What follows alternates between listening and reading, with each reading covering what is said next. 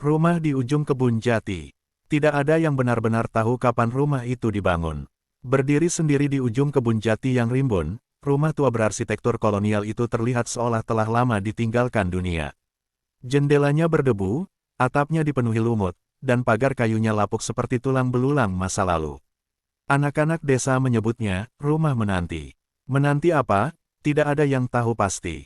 Namun ada satu cerita yang selalu dibisikkan dari mulut ke mulut, setiap kali seseorang masuk ke rumah itu, mereka tak pernah pulang dengan cerita yang utuh, kalau pulang sama sekali.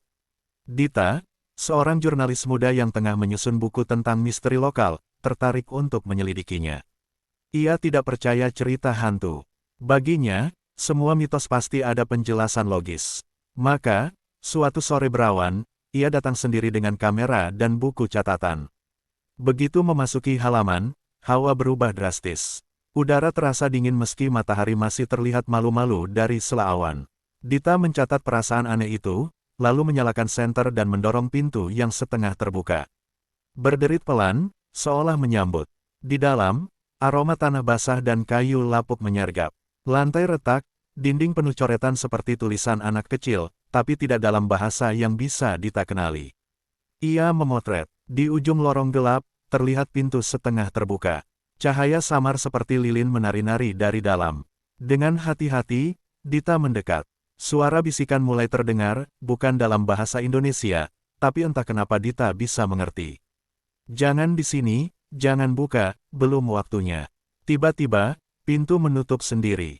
Ketika Dita membukanya, ia tidak menemukan ruangan yang sama. Sekarang ia berada di ruang makan, dengan meja panjang dan 8 kursi kosong. Lilin-lilin menyala, seakan menyambut tamu makan malam. Detik berikutnya, ia mendengar langkah kaki dari lantai atas. Suara berat, perlahan tapi pasti. Dita menengadah, dan melihat bayangan seseorang yang tak punya wajah, hanya mata gelap bersinar merah. Dita ingin lari, tapi kakinya tak bisa bergerak. Mulutnya tak bisa berteriak, dan gelap pun menelan semuanya. Esoknya, warga desa menemukan kamera Dita di tangga depan. Isinya hanya satu video, Dita merekam dirinya di cermin, tapi pantulan di cermin tidak bergerak bersamanya. 3 minggu setelah Dita menghilang, Raka, adiknya, datang ke desa. Ia tak percaya polisi yang mengatakan kakaknya hilang saat melakukan investigasi pribadi. Raka tahu Dita terlalu cermat untuk tersesat. Apalagi ia meninggalkan pesan suara terakhir di ponsel Raka. Rak, aku rasa rumah ini bukan cuma kosong. Ada sesuatu yang menunggu. Tapi yang aneh, aku malah merasa, aku yang ditunggu. Suaranya bergetar, lalu terputus. Dengan kamera kecil dan salib tua peninggalan ayahnya di saku, Raka mendekati rumah itu di sore yang sama ketika Dita dulu masuk. Langit mendung, dan burung-burung mendadak diam ketika ia menyentuh gerbang kayu. Ketika ia melewati ambang pintu, hawa dingin menyambut seperti kabut.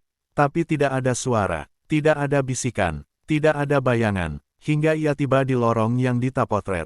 Di sanalah ia melihatnya, coretan di dinding, dalam tulisan asing. Tapi berbeda dari Dita, Raka bisa membaca semuanya dengan jelas. Tulisan itu seperti memanggil dari dalam pikirannya. Yang masuk, tak pulang dengan waktu. Yang mendengar, ikut berbicara. Yang mencari, akan ditemukan. Tiba-tiba lampu gantung tua di atasnya menyala. Padahal rumah itu tak punya aliran listrik. Raka mengambil napas dalam dan terus menyusuri lorong sampai menemukan sebuah ruangan tersembunyi di balik lemari geser, tidak pernah disebutkan di peta rumah manapun. Di dalamnya, ia menemukan buku catatan Dita. Halaman terakhir hanya ditulis satu kalimat. Bukan hantu yang tinggal di rumah ini, tapi ingatan. Dan ia lapar.